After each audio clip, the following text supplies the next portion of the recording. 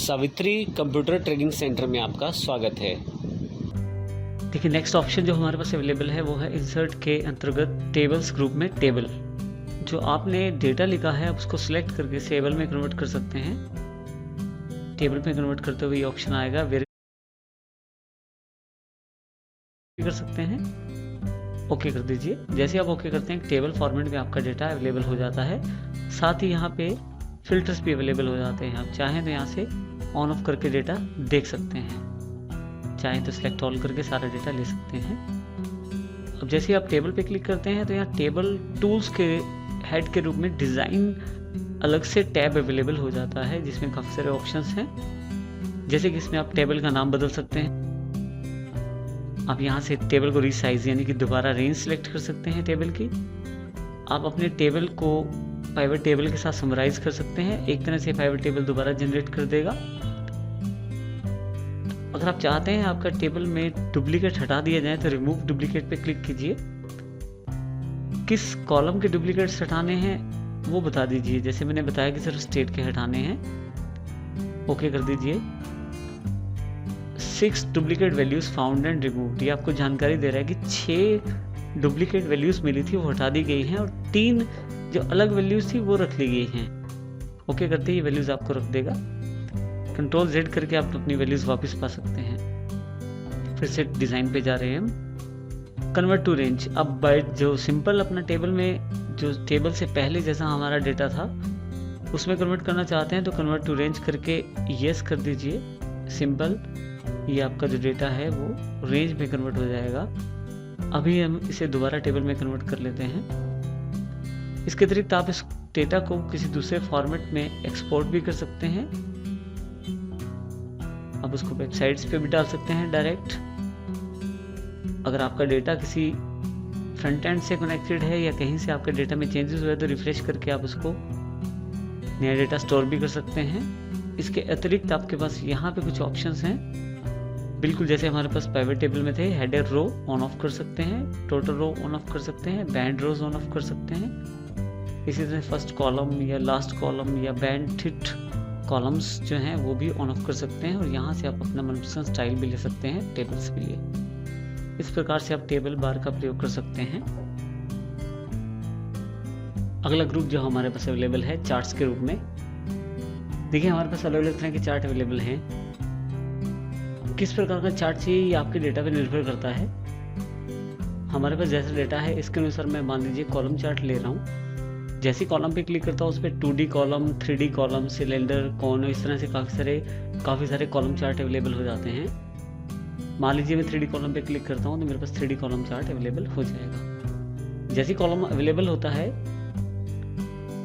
उसके साथ ही हमारे पास चार्ट टूल्स के अंतर्गत डिज़ाइन, लेआउट और फॉर्मेट से संबंधित काफ़ी सारे ऑप्शंस अवेलेबल हो जाएंगे। डिज़ाइन में यदि आप देखें तो आप टाइप चेंज कर सकते हैं चार्ट का। मान लीजिए मैं दूसरा टाइप लेना चाहता हूं तो दूसरा ले सकता हूं। आप इसको टेम्पलेट की तरह सेव भी कर सकते हैं अगली बार के प्रयोग के लिए। डेटा आप रो और कॉलम में स्विच कर सकते हैं। जैसे आप स्विच बटन दबाते हैं, देखिए सेल नीचे दिखा रहा है और साइड पे राइट हैंड साइड पे सिटी की जानकारी दे रहा है। दोबारा क्लिक करेंगे तो फिर से उल्टा हो जाएगा। सेल का बार राइट हैंड साइड पे और नीचे की तरफ सिटी के नाम दिखा रहा है, जो स्टेट्स के नाम दिखा रहा है। इसके अतिरिक्त आप डेटा दोबारा सेलेक्ट कर सकते हैं अगर आप चाहें तो। जो रेंज आप दोबारा लेते हैं उस रेंज के अनुसार ये जानकारी फिर से आपको देगा। चार्ट लेआउट अलग अलग तरह के हैं। आप डिफरेंट टाइप का लेआउट प्रयोग कर सकते हैं, डिफरेंट तरह के कलर कॉम्बिनेशन का प्रयोग कर सकते हैं। आप चाहें तो चार्ट मूव कर सकते हैं एक जगह से दूसरी जगह पे। अगर आप किसी दूसरी जगह पे मूव करना चाहते हैं तो न्यू शीट में जैसे मूव करना चाहते हैं, ओके, दूसरी शीट पे चार्ट अवेलेबल हो जाएगा आपके पास। ये देखिए मेरे पास अलग शीट पे चार्ट 1 के नाम से मेरे पास अवेलेबल हो गया है। जैसे हमारे पास डिज़ाइन अवेलेबल है चार्ट टूल्स के अंतर्गत, वैसे लेआउट भी अवेलेबल है। लेआउट में आप चार्ट एरिया, चार्ट टाइटल वगैरह सेलेक्ट कर सकते हैं। यहाँ से करंट सिलेक्शन में से फॉर्मेट सेलेक्ट कर सकते हैं, किस तरह का कलर वगैरह चाहिए वो सेटिंग यहाँ से हो सकती है। इसके अतिरिक्त इंसर्ट में आप कोई पिक्चर, शेप या टेक्स्ट बॉक्स में इंसर्ट कर। लेबल्स के अंतर्गत आप ये दिखा सकते हैं लेबल कहाँ दिखाई दे। जैसे चार्ट टाइटल में जाके centred overlay title, above chart, इस तरह से एक्सिस में किस तरह के एक्सिस दिखाए, टाइटल बिलो एक्सिस या हॉरिजॉन्टल में जाके नन दिखाना है। इसी तरह से लेजेंड आप ऑन ऑफ कर सकते हैं। यहाँ से legend at top, at left, जिस तरह का लेजेंड चाहिए वैसा। डेटा लेबल्स भी प्रयोग कर सकते हैं। शो क्लिक करके डेटा लेबल्स दिखाएगा, वहीं से नन क्लिक करेंगे तो हट जाएंगे लेबल्स। डेटा टेबल में शो डेटा टेबल भी प्रयोग कर सकते हैं। नीचे की तरफ एक टेबल बना आ जाएगा। एक्सिस में फिर से आप लेफ्ट टू राइट या एक्सिस विदाउट लेबलिंग इन ऑप्शन का प्रयोग कर सकते हैं। जैसे मैं show right to left axis कर देता हूं तो जो इंफॉर्मेशन एक्सिस का था वो राइट हैंड साइड शिफ्ट हो गया है। इस तरह से ग्रिड लाइन भी आप ऑन ऑफ कर सकते हैं। हॉरिजॉन्टल ग्रिड लाइन कैसी चाहिए, मेजर माइनर दोनों तरह की। और इस तरह से वर्टिकल ग्रिड लाइंस का प्रयोग भी आप कर सकते हैं। देखिए मैंने मेजर ग्रिड लाइन प्रयोग की वर्टिकल में। इसी तरह से हमारे पास plot area, chart wall, chart floor और 3D रोटेशन बैकग्राउंड में ऑप्शन अवेलेबल हैं। इसको करने के लिए ज़रूरी है कि आप चार्ट वॉल पे जाएं और मोर वॉल्स ऑप्शन पे जाके एक सॉलिड कलर पहले पिक कर लीजिए ताकि दिखाई देना शुरू हो जाए। मैंने इसे क्लोज कर दिया सॉलिड कलर लेके। इसी तरह से आप चार्ट फ्लोर भी ले सकते हैं। इसके लिए फिर से फ्लोर ऑप्शन पे जाएं मोर में और सॉलिड को फिल कलर ले लें। और फिल कलर लेने के बाद देखिए फ्लोर एक दिखा रहा है इसमें। आप चाहें तो इसे ऑफ भी कर सकते हैं फ्लोर को। 3D रोटेट भी कर सकते हैं आप अपने चार्ट को। रोटेट करने के लिए आप 3D रोटेशन बॉक्स में जाके एक्स एक्सिस और वाई एक्सिस आप अपनी जिस तरह से रिक्वायरमेंट के अनुसार चाहते हैं उस तरह से मूव कर सकते हैं। और फाइनली इसे क्लोज करें और आपका ये रोटेशन के बाद चार्ट अवेलेबल हो गया है। यहाँ देखिए मैंने अपने डेटा के लिए एक 2D कॉलम चार्ट दोबारा इंसर्ट किया है। लेआउट में जाएं तो कुछ ऑप्शन एनालिसिस में अपने आप ऑन हो जाएंगे। ये ऑप्शन चार्ट पे निर्भर करते हैं, चार्ट के अनुसार ही ऑन ऑफ होते रहते हैं।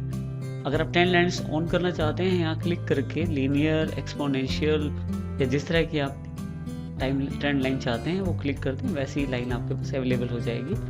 अगर एरर बार्स चाहते हैं ऑन ऑफ करना तो आप वो भी कर सकते हैं, वो भी अवेलेबल हो जाएंगे। आप चार्ट का नाम भी यहाँ से बदल सकते हैं।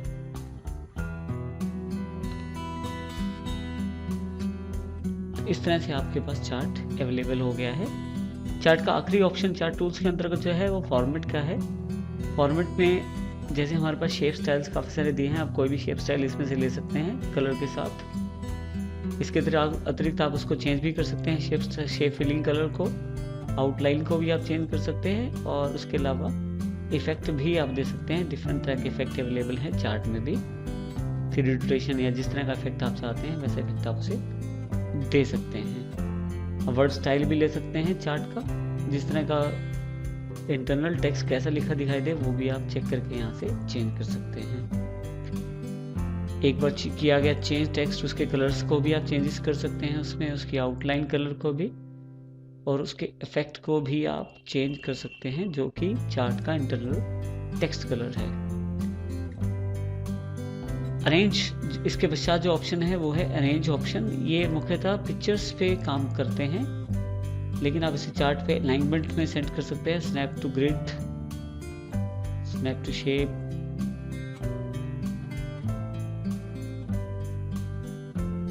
सिलेक्शन पेन से आप ऑन ऑफ कर सकते हैं चार्ट की विजिबिलिटी। आप यहाँ से जैसे सिलेक्शन पेन ऑन क्लिक करते हैं, यहाँ पे एक अलग से selection and visibility box available हो जाएगा। यहाँ से आपके चार्ट का टाइटल दिखाई देगा। सामने जो बटन है वहाँ से आप उसको ऑन ऑफ कर सकते हैं विजिबिलिटी बटन से।